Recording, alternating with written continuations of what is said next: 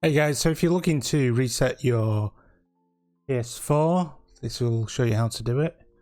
There's a lot of people out there moving to the next gen. I'm preempting this by selling my console now, get the most money for it. By the time I can get a PS5,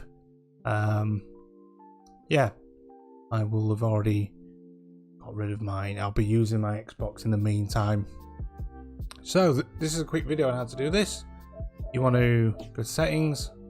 So this will totally wipe your console and all your details, everything like that. So if you want to get rid of it and sell to someone else, this is what you have to do. So you go to settings, go all the way down to initialization, initialize PS4, and there's two options. You've got quick and full.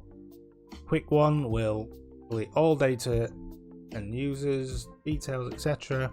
But it'll be only done quickly, like a quick format. There's a full one, which basically how it does this, it will rewrite the same data or random data over and over again until it's done it 3 or passes. I don't know. Normally in IT world, you would have the more passes you do and the more writes and copies, the more impossible it gets to recover data. So yeah, that's basically all that means, but it can take a long time. So I'm just going to go for quick. We'll go with initialize.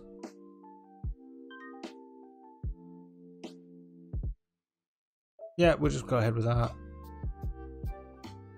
And there we go.